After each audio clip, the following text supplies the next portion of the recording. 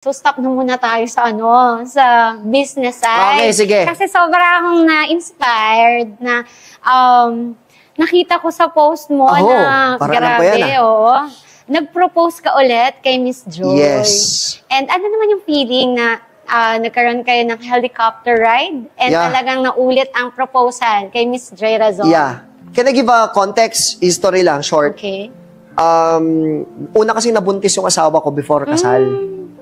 And then, very simple lang yung wedding namin. Isang ninong, isang ninang, family ko, family ni Joy, tapos isang guest. So, yung external yan, isang guest lang yan na friend ni Joy.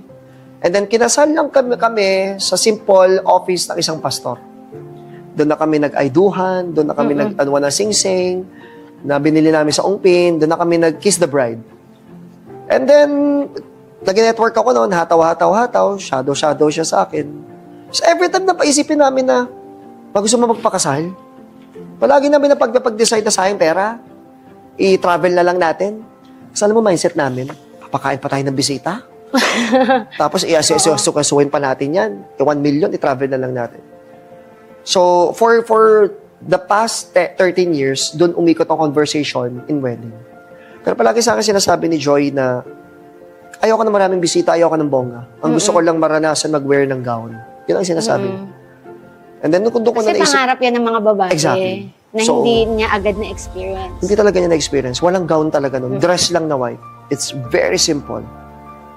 So, doon ko na naisip. Sa lahat ng sacrifices niya for me, lalo ng depression days ko, lahat ng kalokohan din na nagawa ko, na nagtinu na ako right now, sabi ko, paano pa ba ako makakabawi? Kasi ang isa sa pinanata ko sa buhay ko, babawi ako sa kanya habang buhay. Yes. So, gusto lang yun ng simple wedding. Pero sabi ko, hindi. Hindi lang dapat wedding to. Hindi niya naranasan yung proposal.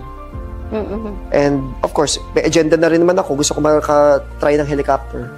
So, talagang kinuha ko yung the best na surprise lahat. Pero in-spoil yung anak ko eh. So, pero yung hindi niya alam yung may proposal, pero mag-ride kami ng helicopter. Sabi ko, sige, chopper ride from Naiya to Antonios. Pero sabi ko, kailangan maranasan niya yung proposal. Kailangan hindi lang siya shortcut to wedding.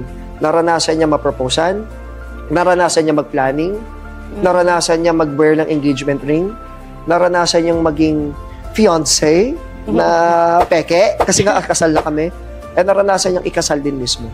And isa sa request sa Paris. So, kaya hataw na hataw ako mag-Miss Joycey ngayon kasi kailangan kong tuparin yun. So, ang kasal namin this year ko na kagad gagawin is sa Paris. So, nagpaplano na kami right. And matutupad yung kahit konti lang, mga special things lang. Kaya namin pinaris kasi sagot ko ang venue, sagot ko ang stay nila, kasama gala, pagkain, pero kanya-kanyang punta na yun.